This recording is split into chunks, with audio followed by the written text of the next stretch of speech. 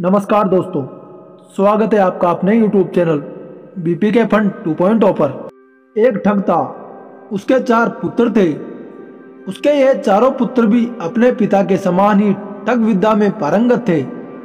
इस प्रकार पिता पुत्र सब मिलकर संख्या में 5 हो जाते हैं। एक दिन पांचों ठग बैठे बैठे किसी को ठगने की योजना बना रहे थे। तभी उन्हें दूर से एक आदमी आता हुआ दिखाई दिया। वह आदमी अपने साथ एक काला बैल लेकर आ रहा था। उस आदमी को देखकर उन ठगों ने उसी को ठगने का विचार बनाया। योजनानुसार एक ठग वहीं बैठ गया और चारों ठग थोड़ी दूर जाकर बैठ गए। जब काले बैल को लेकर वह व्यक्ति निकला, तब पहले वाले ठग ने पूछा कि बैल कितने रुपए का है। उस आदमी ने कहा कि 500 रुपए का है। इस पर ठग ने कहा, यह तो बहुत बड़ी कीमत है, तुम वाजिब दाम बताओ तो हम अच्छे दाम पर बैल ले लेंगे। उस आदमी ने कहा, आप कितने में लेना चाहते हैं? तब ठग ने कहा, यह तो 5 रुपए का बैल है। यदि तुम्हें सौदा मंजूर है तो दे दो, और यदि विश्वास नहीं है तो आप उन 4 लोगों से भी पूछ सकते हो कि दाम वाजिब है या नहीं।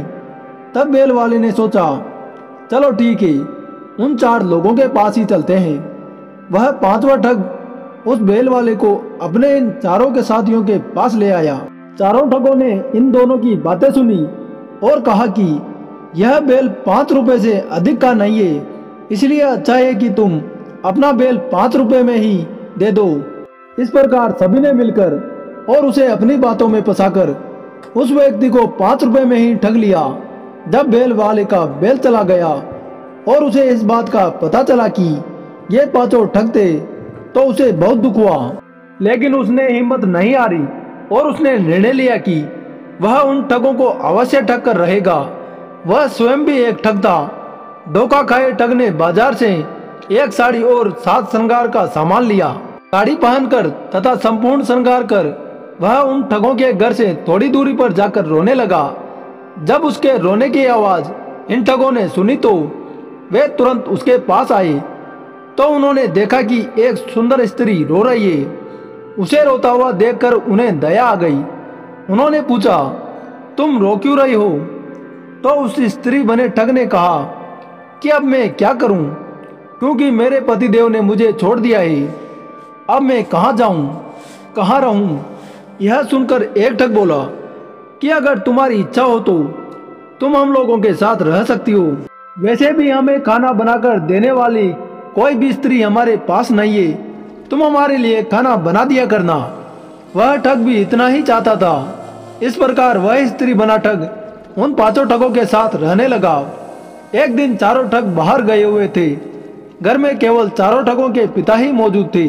चारों ठगों के पिता ने उस स्त्री बने ठग से कहा, तू क्या जाने मेरे पलंग के चारों पायों के नीचे सोने से भरे 4 कलश रखे हुए हैं। स्त्री ने कहा, ऐसी बात है? ठग बोला, हाँ बिल्कुल ऐसी ही बात है। फिर क्या था? वह स्त्री का रूप बदलकर अपने वास्तविक रूप में आ गया और बाहर आकर एक लाठी ले आया।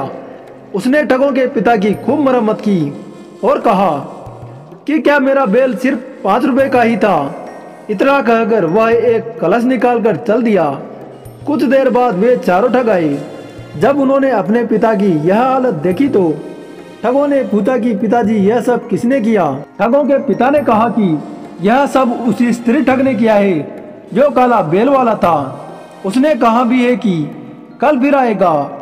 ठगों ने जैसे ही अपने पिता की बात सुनी, वे बहुत क्रोधित हुए और कहने लगे कि हम कल कहीं नहीं जाएंगे। बेचारे ठग दूसरे दिन घर पर ही रुके रहे।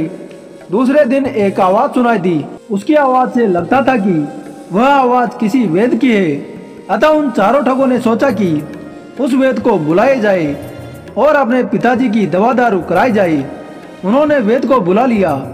वेद ने आते ही ठगों के पिताजी को देखा और कहा कि चोट बहुत गहरी है, इसके लिए कुछ जड़ी बूटियों की आवश्यकता होगी जो मेरे पास नहीं है।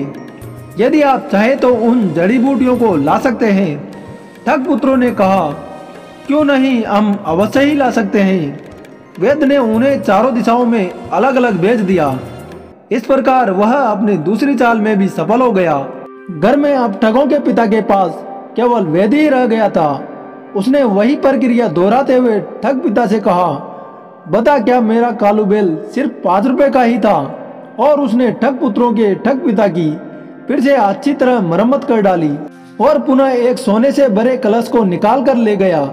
कुछ देर बाद जब चारों पुत्र आए तो उन्हें देखते ही सारी वस्तु स्थिति का पता चल गया। वे कहने लगे कि हम कल कहीं नहीं जाएंगे, देखते हैं कि काले बैल वाला ठग कैसा है। वे चारों बैठे ही थे कि तभी उन्हें सुनाई दिया कि काला बैल वाला आ गया हूँ। इतना सुनते ही वे चारों उसे पकड़ने के लिए दौड़े, परंतु वह तो घोड़े पर बैठा था। उसने एड़ लगाकर सर पर दौड़ लगा दी। चारों ठग कम नहीं थे, वे भी घोड़े का पीछा करने लगे। कुछ देर बाद जब थक गए तो वापस अपने घर की तरफ लौट आए। जब घर आकर देखा तो एक कलश फिर से गायब था।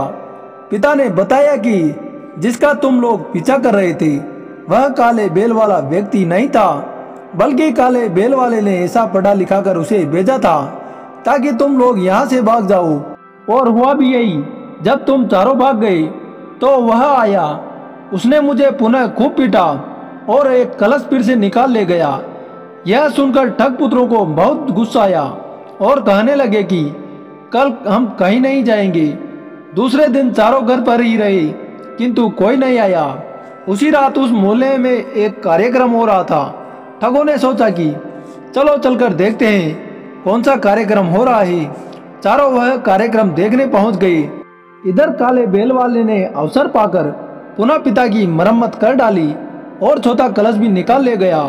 ठग पुत्र जब वापस आए तो उन्होंने देखा कि पिताजी की हालत बहुत गंभीर है। ठग पुत्र थक कर रोने लगे, उन्हें कुछ भी सूझ नहीं रहा था। उनके पिता ने कहा कि बेटे वह काले बैल वाला अब कभी नहीं आएगा। अब तुम लोग भी कसम खाओ कि आज के बाद कभी किसी को नहीं ठगोगे, क्योंकि बुरे काम का अंत सदैव बुरा ही होता है। ठग पुत्रों ने उस दिन से कसम खाई कि अब से वे किसी को नहीं सताएंगे और मेहनत मजदूरी करके पेट भरेंगे। दोस्तों, अगर आपको कहानी पसंद आई तो वीडियो लाइक करें और हमारे चैनल को सब्सक्राइब करें।